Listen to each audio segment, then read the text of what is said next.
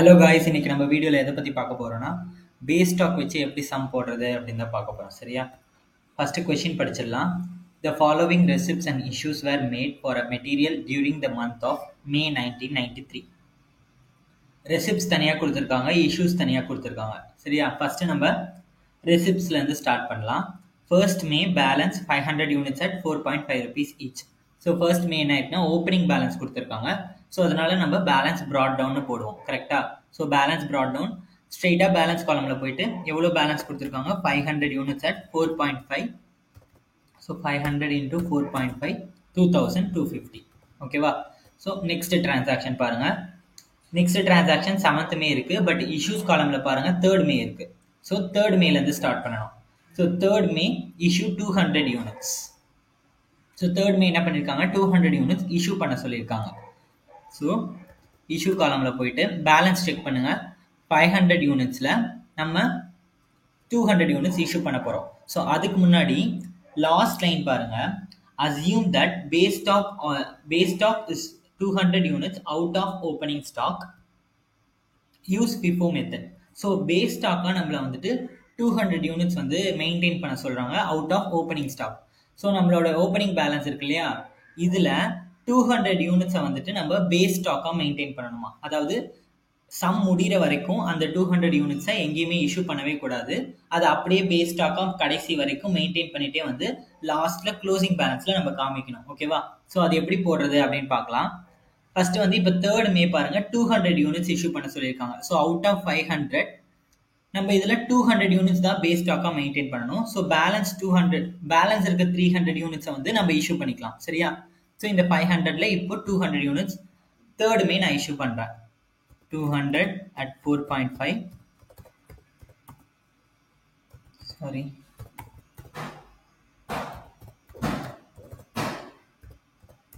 $900. ஓகேவா? ஸோ இப்போ அக்கௌண்ட்டில் எவ்வளோ பேலன்ஸ் இருக்கும், 500ல் 200 போயிடுச்சு. ஸோ பேலன்ஸ் 300 யூனிட்ஸ் பேலன்ஸ் இருக்கும். 300 into 4.5 1350. ஸோ நெக்ஸ்ட் டிரான்சாக்ஷன் பாருங்க. 7th May purchase 400 units at 5 rupees each. So 7th மே என்ன பண்ணுறோம், பர்ச்சேஸ் பண்ணுறோம். எவ்வளோ பர்ச்சேஸ் பண்ணுறோம், 400 units at 5 rupees each. So 400 into 5 2000. So இப்போ அக்கௌண்ட்டில் எவ்வளோ பேலன்ஸ் இருக்கும், ஆல்ரெடி எக்ஸிஸ்டிங் பேலன்ஸ் ஒரு 300 யூனிட்ஸ் இருக்கா, அதை போட்டுக்கலாம். அது கூடவே இப்போ பர்ச்சேஸ் பண்ணியிருக்கோம் இல்லையா 400 யூனிட்ஸ், அதை ஆட் பண்ணிக்கலாம். ஓகே, அடுத்த டிரான்சாக்ஷன் பாருங்க. 8th மே இஷ்யூ 100 யூனிட்ஸ். ஸோ 8th மேல 100 யூனிட்ஸ் இஷ்யூ பண்ண சொல்லியிருக்காங்க. ஸோ ஃபர்ஸ்ட் பேலன்ஸ் பாருங்க, 300 யூனிட்ஸ் இருக்கு, 400 யூனிட்ஸ் இருக்கு. இது நம்ம FIFO மெத்தட்ல போடுறோம் இல்லையா. ஸோ ஃபர்ஸ்ட் எது இருக்கோ அதுல இருந்தா எடுக்கணும். ஸோ இந்த 300ல 200 நம்ம பேஸ் ஸ்டாக்கா மெயின்டைன் பண்ணணும். கரெக்டா? 500ல 200 மெயின்டைன் பண்ணணும். அதுல 200 இஷ்யூ பண்ணிட்டோம். ஸோ பேலன்ஸ் 300 இருந்தது. அந்த 300 தான் இப்போ பேலன்ஸ்ல இருக்கு. கரெக்டா? அந்த 300ல 100 வந்துட்டு இப்போ நான் இஷ்யூ பண்ண போறேன். பேலன்ஸ் 200 வந்து அப்படியே பேஸ் ஸ்டாக்கா மெயின்டைன் பண்ண போறேன். ஓகேவா? ஸோ இந்த 300ல இருந்து 100 மட்டும் இஷ்யூ பண்ணிடலாம். 0.5 450. ஸோ இப்போ பேலன்ஸ் எவ்வளோ இருக்கும், 300ல 100 போயிடுச்சு. So balance 200 at 4.5 900. Okay, next second டிரான்சாக்ஷன்ல இருக்க அந்த 400 அப்படியே எழுதிக்கலாம். ஸோ அதுலேருந்து எதுவுமே நம்ம எடுக்கலாம் இல்லையா. ஸோ அதை அப்படியே மெயின்டைன் பண்ணிக்கலாம். அடுத்தது பாருங்க, 15th May purchases 1000 units at 5.5 rupees each. So 15th மே என்ன பண்ணியிருக்கோம், பர்ச்சேஸ் பண்ணியிருக்கோம் 1000 யூனிட்ஸ் அட் 5.5 5500. ஸோ இப்போ அக்கௌண்ட்ல எவ்வளோ பேலன்ஸ் இருக்கும், எக்ஸிஸ்டிங் பேலன்ஸ் இருக்கா, அதை நோட் பண்ணிக்கலாம். அது கூடவே இந்த 1000 ஆட் பண்ணிக்கலாம். இப்போ பர்ச்சேஸ் பண்ண 1000 ஆட் பண்ணிக்கலாம். ஓகேவா? நெக்ஸ்ட் டிரான்சாக்ஷன் பாருங்க. 17th மே இஷ்யூ 700 யூனிட்ஸ். ஸோ 17th மே என்ன பண்ண சொல்றாங்கன்னா இஷ்யூ பண்ண சொல்றாங்க. பேலன்ஸ் செக் பண்ணுங்க. 200 யூனிட்ஸ் 400 யூனிட்ஸ் 1000 யூனிட்ஸ் 3 இருக்கா.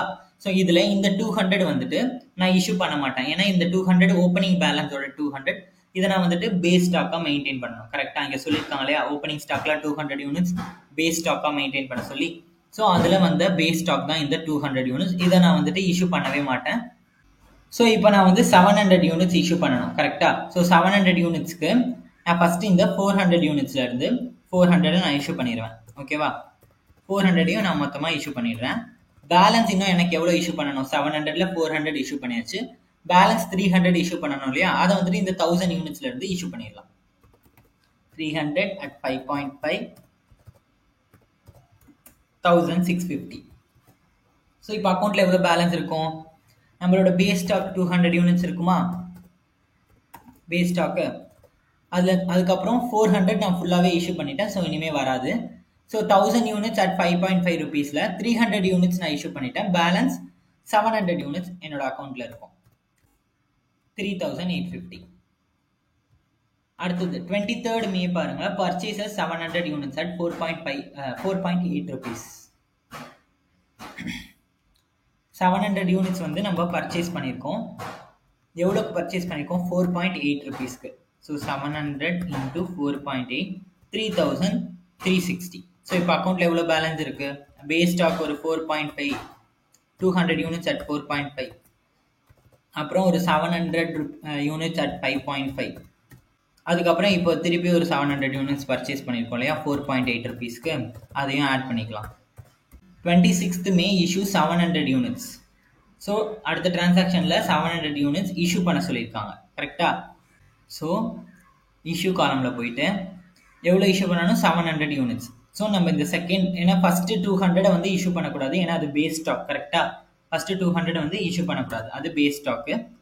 அடுத்து இருக்க 700 யூனிட் இருக்கு இல்லையா செகண்ட் என்ட்ரியில், அதுலேருந்து நம்ம 700 இஷ்யூ பண்ணிடலாம். 700 at 5.5 3850. ஸோ இப்போ பேலன்ஸ் எவ்வளோ இருக்கும், 200 பேஸ் ஸ்டாக் இருக்குமா, 200 பேஸ் ஸ்டாக் at 4.5 900. அடுத்தது இந்த 700 நம்ம ஃபுல்லாக இஷ்யூ பண்ணிட்டோம். ஸோ இனிமேல் வராது. ஸோ அடுத்த டிரான்சாக்ஷனில் இருக்க 700 நம்ம அக்கௌண்ட்டில் தான் இருக்குது. ஸோ அதையும் நம்ம இன்க்ளூட் பண்ணிக்கலாம், 3360. ஸோ இப்போ அக்கௌண்ட்டில் எவ்வளோ பேலன்ஸ் இருக்குது, 200 units and 700 units. So closing stock under base stock method, base stock with FIFO method.